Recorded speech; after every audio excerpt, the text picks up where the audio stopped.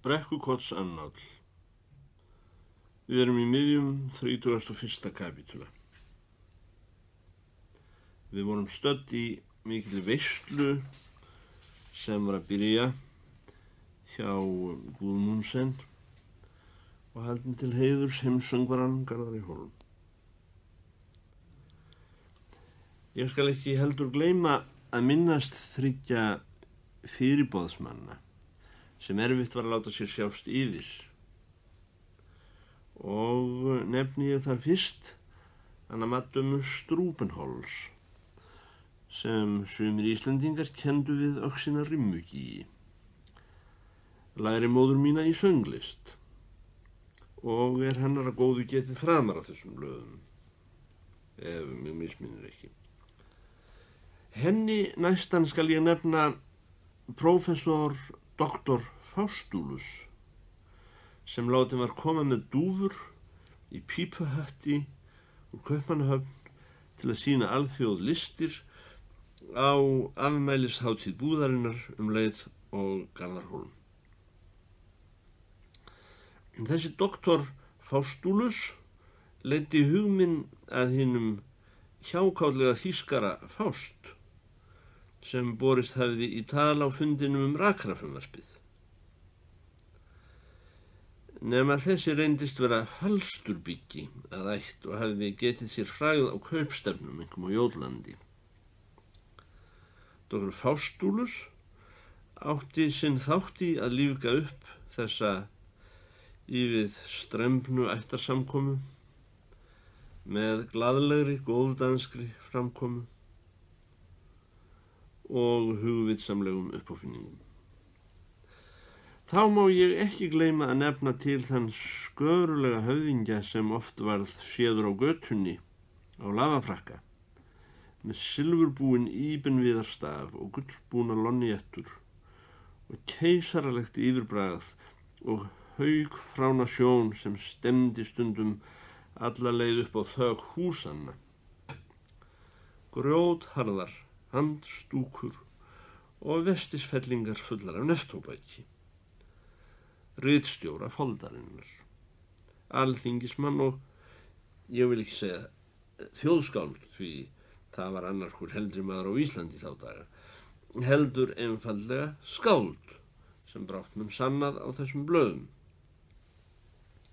En innan heimilisfólk Guðmundsens lagði hann keisaradæmið í lóg og hneigði sig hann í gólf fyrir öðrum gestum þegar hann heilsaði. Hann hneigði sig jafnvel í einhverju fáti fyrir mér, beraði tennur sínar sem voru grænar af hraðbergi og árnaði mér heilla af því ég var komin upp úr latínuskólanum, kallaði mig hrafnistumann, vormann Íslands, stúdent Hansen, ættarlandsvors framavon og fleira í þá veru sem talið var til móðursýki í ræðum manna heima hjá mér. Ekki voru óvandari þær kveðjur sem ég hlaut af húsráðanda sjálfum. Bonjour, kæri landi og herr student, sagði kaupmaður Guðmundsen og lagði þunga áherslu á dent, eins og siður væri þann tíð hjá fólki sem kunni sig. Óvænta era. Italia terra est, Sardinia insula est. Má ég hafa þá ánægju að kynna studentinn fyrir heimsfrægum prófessor og doktor sem komin til okkar með pútur í hatti og sömuleiðis fyrir okkar háttvirtu dönsku menntagyðju, öxinni rimmugi, sem ég vil þó leyfa mér að kalla Madame Loniette. Hún hefur lofast til að spila fyrir okkur hreppstjórasníðurnar eftir list þegar búið er að borða. Ég held að Guðmundsen sjálfur hafi verið sá einn í þessu frændliði sem hafiði eitthvað afgangs í blóðinu af dönsku eðli samfara léttleik framkomunnar og gamansemi sem oft leynir innra manni að nokkru eða öllu, eða kannski að minnsta kosti að vill á sér heimildir. Þó má vera að hann hafi sumpart vanið sig á þessa framkomu í Danmörku þar sem hann hafi verið við verslunarnám í æsku. Hann tók undir handlegg mér og leiddi mig að vegg þar sem hann sýndi mér feikna stóra gljámynd af ljóni. Kæri stúdent Hansens, sagði hann, svona hefði þér áreiðanlega ekki séð í Brekkukoti. Þetta er ljón. Já, einmitt það, sagði ég. Nei, ég hef því miður aldrei séð ljón. Alveg nákvæmlega svona eru ljón í dýragörðunum. Nema hvað þetta er auðvitað helmingi stærra en venjulegt ljón, sagði kaupmaðurinn. Það er annað en gaman ef svona dýr kemur á móti manni ætlar að bíta mann. Bíta ljón, sagði ég. Ég hélt þau ætu mann upp til agna. Yes, auðvitað ég ætu ljón mann alveg upp til agna, sagði kaupmaðurinn. Svo það er betra að vara sig. You have a mappandar ruler. Náttúran hefði í einhverju gáleysi látið hjálíða að ljá þessum velfimmtuga manni skildugu aldursmerki.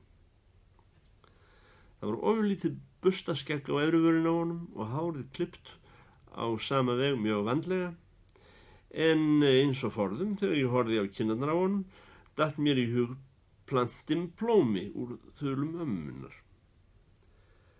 En þó hann væri þessi síruóði glaðbytti drengur, eða einmitt vegna þess, þá gat komið upp í honum alvörugefni og hann fór að segja eitthvað skarplegt í miðjum strákalátunum. Og með því hann var ekki allténd vissum að spekinn væri rétt fundin hjá sér, eða orðavalið við hæfi, þá stalst hann til að líta í kringum sig og gá hvort athugasendin hefði tekið heima. Sæi hann þess hins vegar engin merki, rak hann upp stóran hlátur, svo menn héldu ekki að honum hefði verið alhuga það sem hann sagði, eða hefði bara verið að ofbjóða mönnum að ganni sínu með hæpinni fullyrðingu. Jafnvel prófa auðtryggni þeirra, en væri reiðbúin að slá aftur af öllu saman. Ég geri ráð fyrir að undir niðri hafi kaupmaður Guðmundsen verið haldinn feimni og spérhæðslu. En svo nefndist á mínum æskudögum sitthvað sem nú er táknað með glósum úr Freud. Þó var einkum og sérilagi eitt andlit sem hann las á, eins og mæli, til að sjá hvort sér hefði ekki tekist upp. Og það var einmitt andlit þeirrar persónu sem bundið hafði silkislauðurnar bæði á köttinn og fugla þá sem kötturinn þráði mest að éta. Þetta var ekki heldur nein furða, því frú Guðmundsen var bæði af eldri og betri ættum en hann. Og þó að ætt frú Guðmundsen hefði hjá okkur í Brekkukoti kannski ekki verið talin ofar Adams ætt að aldri og gæðum, þá skal ég geta þeirra staðreyndar, ættin til heiðurs, að Ísland hafði sigrað í frúnni það er varðaði fas og útgang og sennilega einnig sálina í heild, því hún kom aldrei á danskan búning og lét heldur aldrei teygja sig til Danmerkur. Íslenskur þjóðbúningur er sem kunnugt er þrefaldrar gráðu og er jafnvel hinn lægsta gráða hans hlaðin gulli og silfri meir en aðrir búningar þegar múndýringum keisara og hershöfðingja sleppir. Þjóðbúningur íslenskra kvenna er þannig ólíklegastur búninga til þess að verða einkennisbúningur afdala kotunga og aftur úr fólks eins og þjóðbúningar annarra landa. Konan var klædd samkvæmt þeirri gráðu sem þessu samkvæmi hæfði, en það var upphlutur og skal ég láta ósagt hve mörg jarðarverð hún bar utan á sér í góðmálmi og gimsteinum.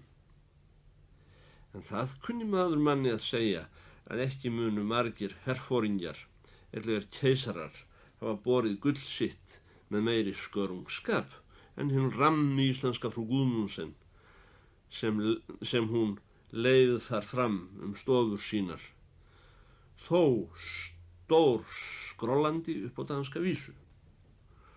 og sáum að engin hlutur færi á mis við slaufu sína. Eftir þeirri einkennilegu aðferð sem höfð var á Íslandi áður fyrr, ef átt að sýna rausn, það var byrjað á því að veita gestum kaffi og sætabrauð á undan matnum.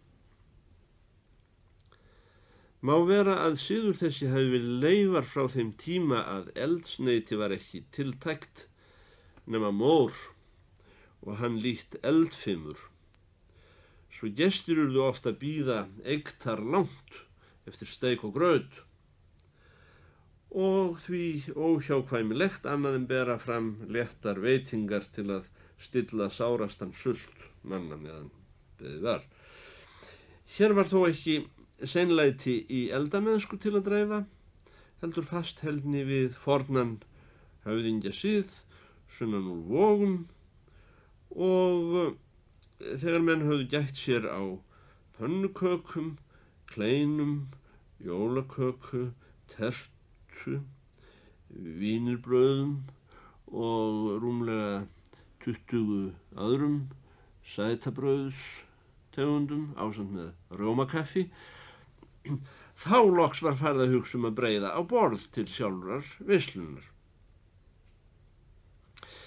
Ég sagði áðan að mér hefði þótt selskapurinn ívið strembinn.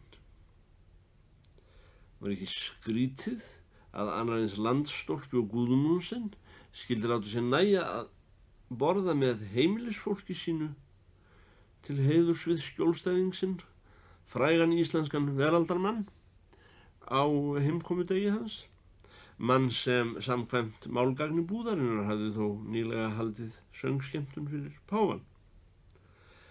Í stað þess að gera á móti honum veislu og bjóða til öðrum Landstólpum. Átti ekki slíkur gestur heimtingu á en stórmannlegri viðtökum en þessum af hendi velunara síns og vendarmanns. Hvað merkti þetta ættarboð? Var með hófi þessu verið að bjóða Garðari inn í ættina án frekari málalenginga?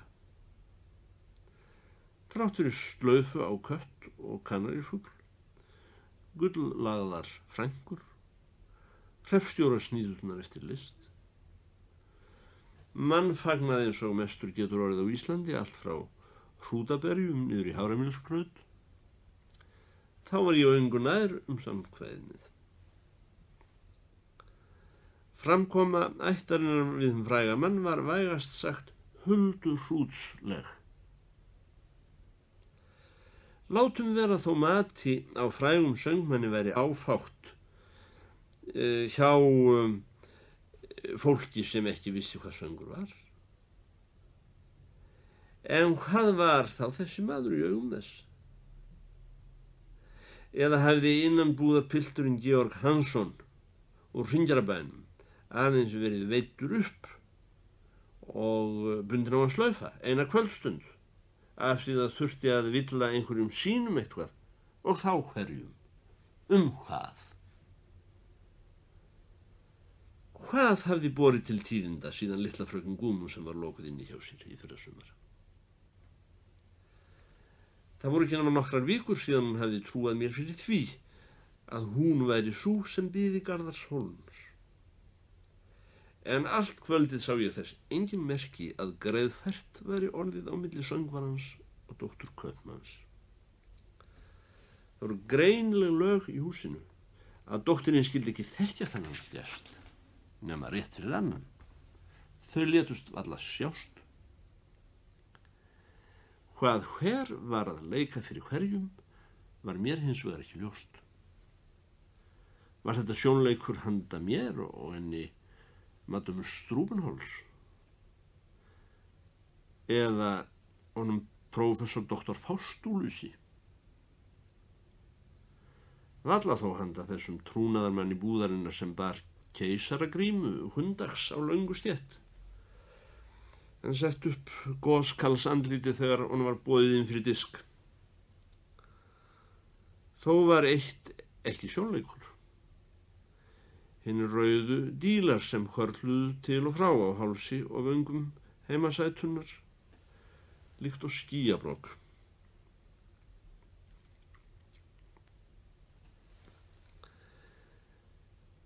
Sykurbrendar kartöflur voru fyrstar rétta sendar inn á víðáttumikið borð í miðstofunni. Þar fylgdi alls konar ávaxtamauk og ídýfur svo þungar að hnigu varla.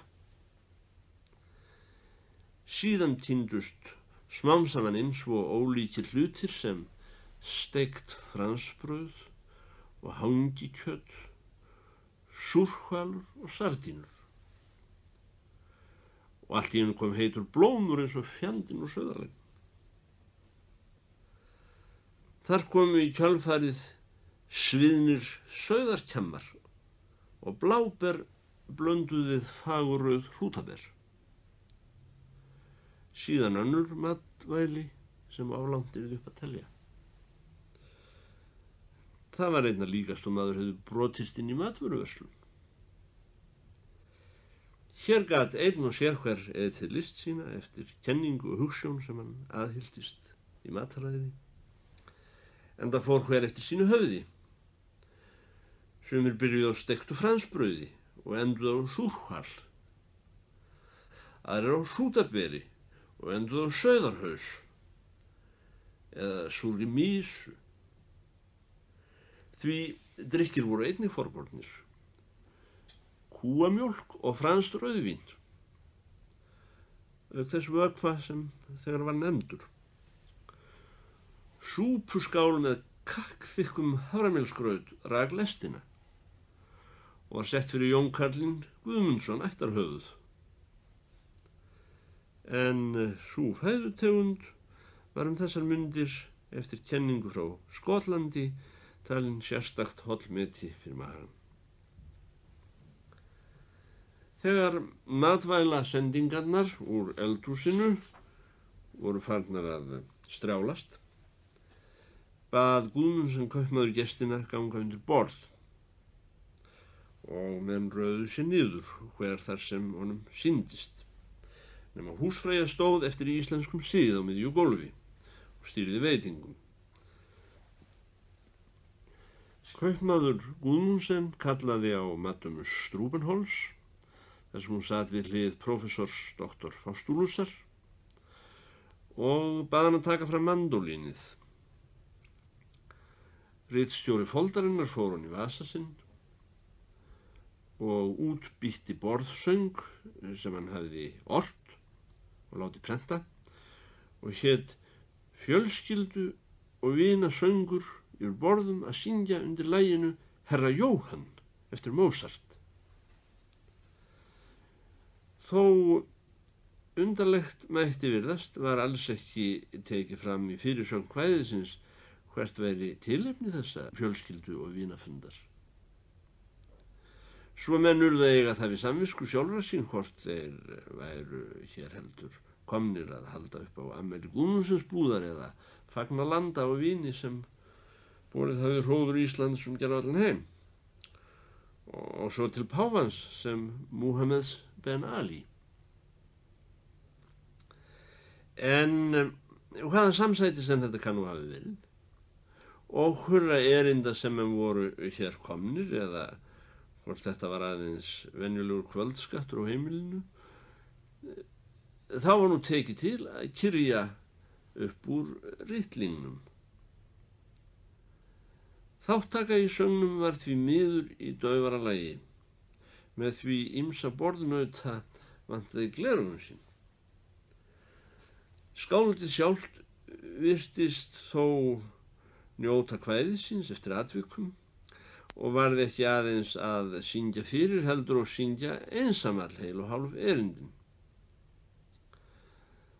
Þó rak kaupmaður Guðmundsson upp stórar rokur, hann að veifið, og reif sig upp úr öllum veðrum ef honum tókst að hitta rétta hendingu í prentuðum textanum.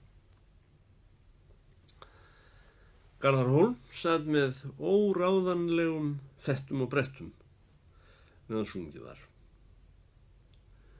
Höfuðfaðir Jón Guðmundsson skipti sér aftur á móti af öngum hégóma, en var farinn að éta haframjölsgrautin sinn og tautaði eitthvað við sjálfan sig undir söngum. Ekki hafði Madama Strubenholz fyrirlagt frá sér mandólínið í sönglok, en prófessor doktor Faustulus dró 7 egg og dálítið af harðfiski upp úr hálsmáli þessara gáfuðu konu.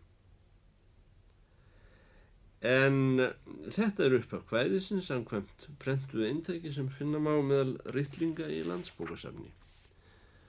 Goða það mesta unun einlægt að borða gerpúlver, hangi kjöt mis og hrútaber, þó heldur kýs ég mér. Hangi kjöt mis og hrútaber, hollara tel ég sjálfum mér, en goða fegurst unun einlægt að borða ger. Ein af rosknufrúnum á peysufötunum sneri máli sín til heimsöngvarans Garðar-Hólms, sem hún ruglaði með einhverjum hætti saman við prófessor doktor Faustulus og spurði urðulega: ekki ósköp lítið kjötmat í Danmörku, herra doktor? Ég hef heyrt sagt að aumingja fólki lifi þar mest á káli og bönum. Söngurinn var ekki nema rétt það bil þagnaður í hlustum manna. Allt í einu var sem stigi fram úr myrku, ófram úr ráðanlegu glotti söngvarans hispusfull meðkelling og tók til að væla í ámáttlegri falsettu rassambögu nokkra undir hinu sama lagi úr Don Giovanni. Mér var ekki ljóst hvern skilning samkvæmið lagði í þetta einkennilega viðbragð. Ef til vill hafa nokkrir haldið að þar væri sungin lokavísa borðkvæðisins, en það var ekki örgrannt að tognaði á skáldinu í framan. Allir beindu augum sínum til söngvarans nema ættfaðir Jón Guðmundsson sem var að borða haframjölsgraut. Ég veit ekki nema fólkið hafi haldið að einmitt svona, eins og þessi kellingarvæll, væri sá frægi veraldarsöngur sem hafði hrifið páfann.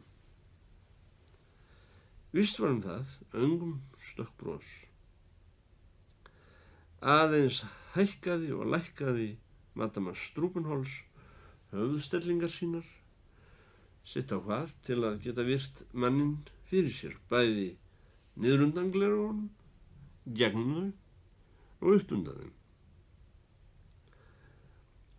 Prófessor doktor Faustulus hætti að tína matvæli upp úr hálsmálinu og matumunni í bili og gómdi einnig klumsa. Það var eins og sjaldan hefði dúfa úr pípuhatti nokkurs manns komið jafn flatt upp á þannig látara.